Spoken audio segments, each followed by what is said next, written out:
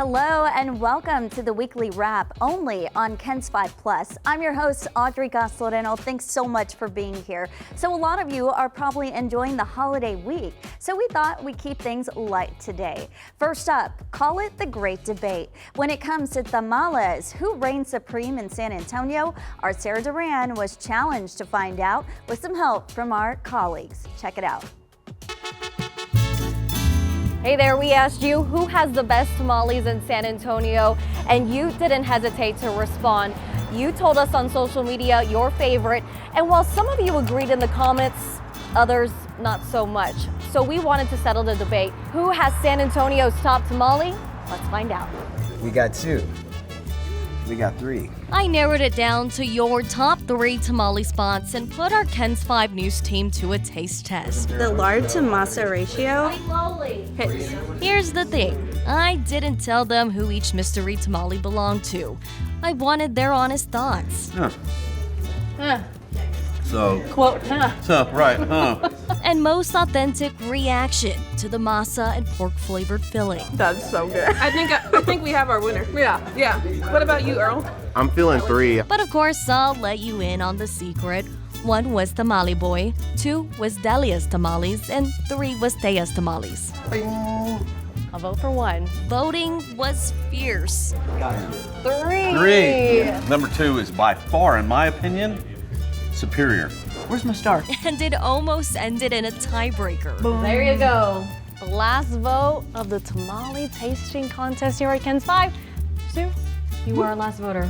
Congratulations. While tamale number 3 won Sue's vote, 8, 9, 10, number 1. pork tamale number 1 dominated at the polls. Tamale boy. By your recommendations and the votes from our hungry journalists, we declare San Antonio's own Tamale Boy as the winner of KENS 5's top tamale. Alrighty, Juan. Well, we decided at KENS 5 that you had the best pork tamale, so I wanted to present you with this plaque All right, for sweet. Tamale Boy for Come 2024. on, somebody, look at this, y'all. Top Tamale Boy 2024. I love it. So I gotta know, what do you put into it that makes it so good?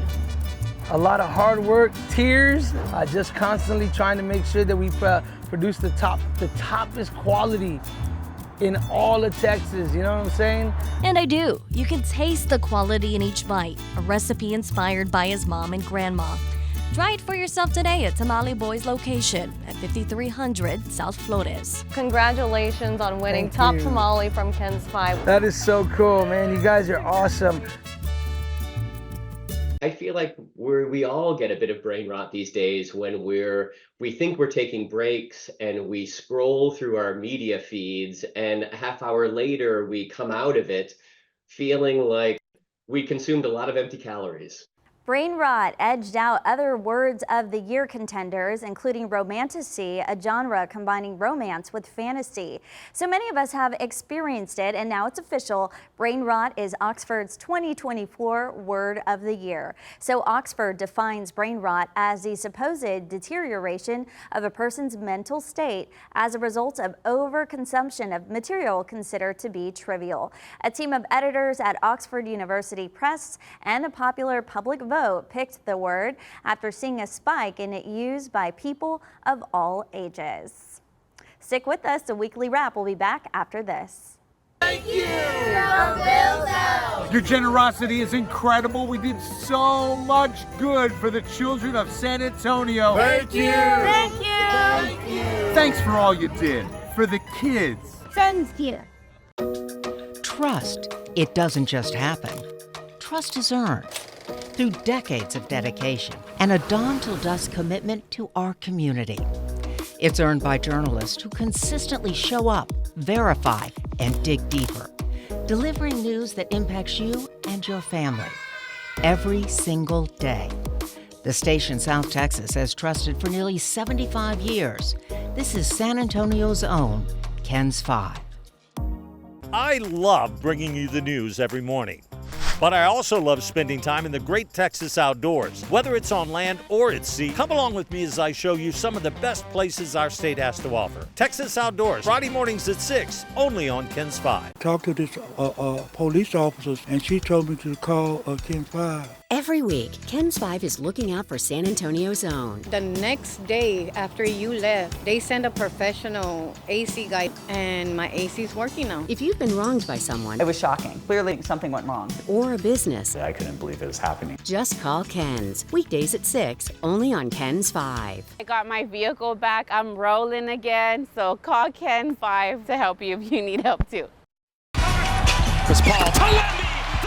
Spurs fans, are you ready? The Silver and Black team up with Ken's 5 once again to give you the best seat in the house. Ken's 5, the official station of the Spurs, has the big matchups, including 2 historic games in Paris. Watch Wemby and CP3 link up. The perfect mix of fan favorites and fresh faces. Free games. Your Spurs on San Antonio's own Ken's 5. Welcome back. Texas is one of only 2 states that have the horned lizard as its official reptile, the other being Wyoming. So they used to be so common you could find them just about anywhere, but not so much anymore. There is, however, an effort to bring those numbers back up. Barry Davis has a story.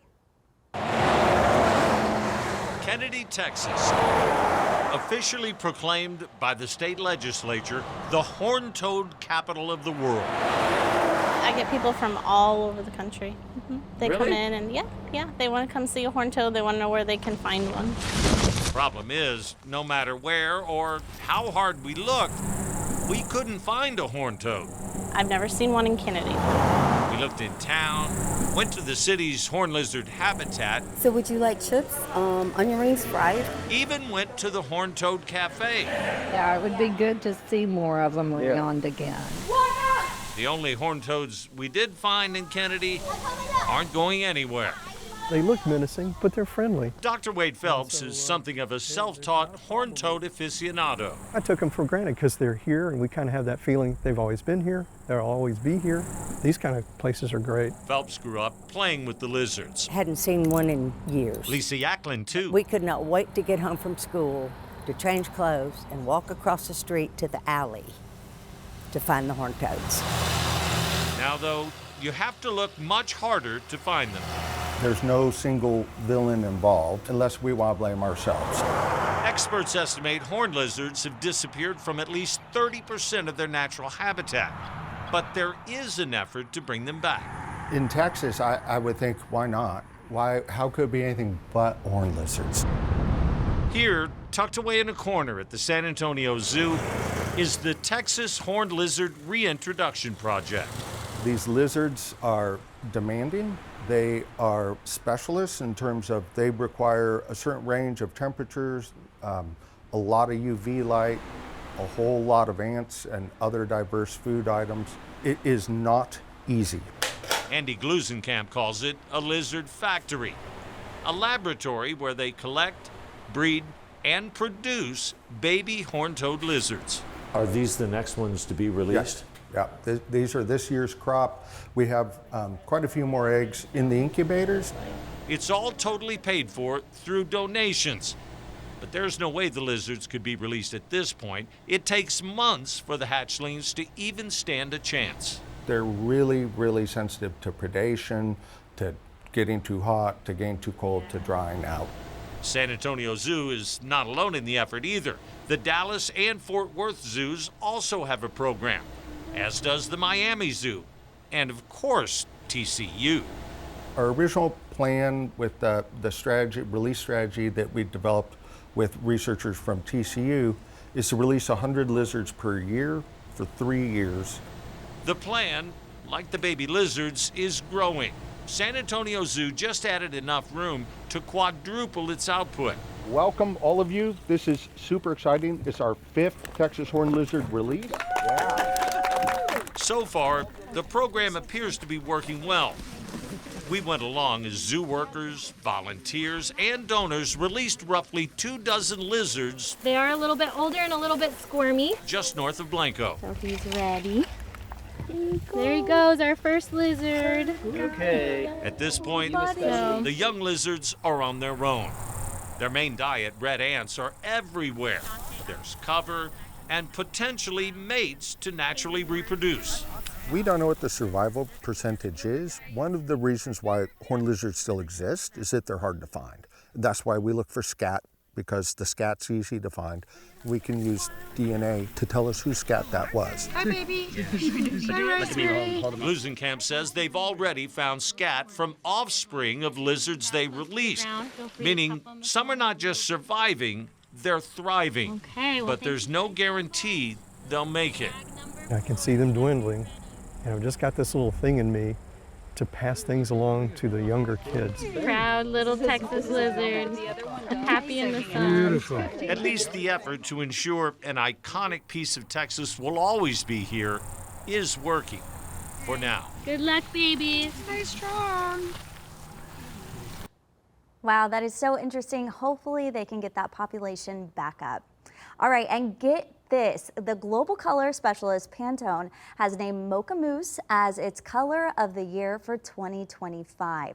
So the company describes it as an evocative soft brown. Pantone Color Institute's executive director said the color evokes thoughtful indulgence. To make their pick, experts at Pantone look at interior design trends, pop culture moments, and high fashion runways. Makes sense. We've been seeing lots of browns in fashion and even makeup. Stick with us. More Weekly Wrap after this. If you want a meal that will make you wanna Do a little happy dance. Oh yeah. Catch Neighborhood Eats, where we find the best local restaurants. Thursdays at 6 a.m. only on Ken's 5. I'm excited to try it. We begin with breaking news tonight. Police are on the lookout for a group of 3 people who were involved in the deadly shooting. Every night at 10, Ken's 5 brings you the day's top stories. Weather. We're going to have this weather impact alert up until about 2 a.m. And original stories. The mother of 4 from Olmos Park has been missing. Her husband is facing murder charges. Tonight, every night on San Antonio's own Ken's 5. Trust. It doesn't just happen. Trust is earned through decades of dedication and a dawn till dusk commitment to our community. It's earned by journalists who consistently show up, verify, and dig deeper, delivering news that impacts you and your family every single day. The station South Texas has trusted for nearly 75 years. This is San Antonio's own Ken's 5. I love bringing you the news every morning, but I also love spending time in the great Texas outdoors. Whether it's on land or at sea, come along with me as I show you some of the best places our state has to offer. Texas Outdoors, Friday mornings at 6, only on Ken's 5. At Ken's 5, we want you to be prepared for changing weather.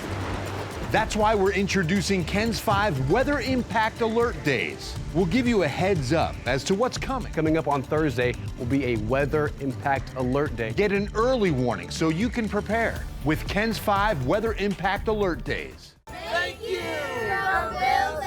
Your generosity is incredible. We did so much good for the children of San Antonio. Thank you! Thank you! Thank you! Thanks for all you did for the kids. Thank you.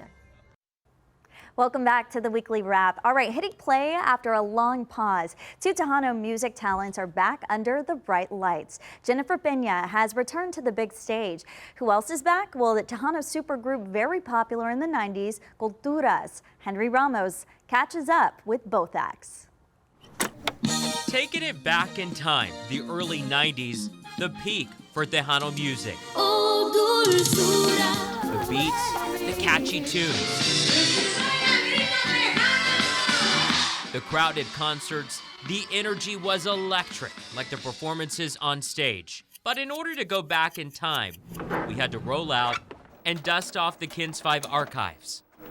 Q Productions presents Jennifer Pena y Los Jets. 12-year-old Jennifer Pena, the then young star known as the Tejano Princess, commanded the stage with her talent.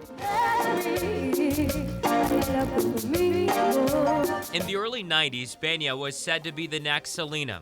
At the time, Ken's 5 spoke to her on different occasions. She made one thing clear. I'm not the next Selena. I want to be known as Jennifer Pena. Pena went on to have a stellar career with hit after hit, becoming an international star. until she went on a very long pause. What has Jennifer Pena been up to? In those 13 years, I was a stay-at-home mom, expanding my family. For more than a decade, she focused on being mom. She is now a mother of 5. Was there always that itch to like come back? I was content at home with my family. I was fulfilled in a lot of ways. Yeah, obviously was something missing, right? Because the first opportunity I got, I'm like, hey, I'm back, I won't come back. Let me in. No, I'm just kidding. Pena is back. She doesn't call it a comeback, but more of a return. I was born to be a mother, but being on stage is part of what I was born to do. It's part of my destiny. Another throwback that is back on play, the Tejano show-stopping group Culturas, the high-energy band's frontrunners, Delia Gonzalez and Dee Burleson. Through the years, they've always been after us. Come back, at least do one more. When are you gonna get together? And we finally said, you know what? We've still got one more in us. Why not? Let's do it, let's do it, let's do it. We chatted with the group in the same studio where they made their first album in 1992, and now in 2024. Their latest album's fitting title, 9224. It's not like a comeback. We're not trying to do a comeback. It's just a project. Let's rewind back to the 90s. The band was big. They were recognized as Show Band of the Year. Delia and Dee had a chemistry on stage that was untouched. There are people right around Henry's age, you know, they were in diapers with their abuelas were dancing to Culturas. And so now you wonder, they've been told this legend about, you know, this legendary band, and we were just a band having fun. The two are quick to say they are not going on tour, but will do upcoming shows. We're just happy that we are able to just do it one more time. Even though time has passed, for these two acts, the love remains for the music and the love for their fans. Our fans tell us that we're great. It's just, to us, it's just, this is what we do. Only God knows what my future holds, but I'm going full force with everything and enjoying everything He has in store for me. Wow, glad to see them back on the Tejano music scene. All right, in other news, we're now less than a month away from Texas getting rid of state inspections for non-commercial vehicles. So the new state law passed in 2023 takes effect January 1st. That means you won't have to get your car checked out once a year in order to renew your registration. Instead, you'll have to pay an extra $750 for your registration. Several Texas counties will require an emissions test. Bexar County will join that list in 2026. It's music lovers' favorite time of the year as well. Both Apple Music, Replay, and Spotify dropped their most popular songs and artists of 2024. On Apple Music, the top played artists of the year were Kendrick Lamar and Sabrina Carpenter. No surprise there, but Taylor Swift took the top spot on Spotify. She was also the favorite for San Antonio listeners, followed by Drake and Peso Pluma, and Spotify also giving listeners their own personalized list of top musicians and songs. I've seen it all over social media. All right, well, thanks for joining us for this week's episode of the Weekly Wrap, only on KENS 5 Plus. We'll see you in the new year. Bye, guys.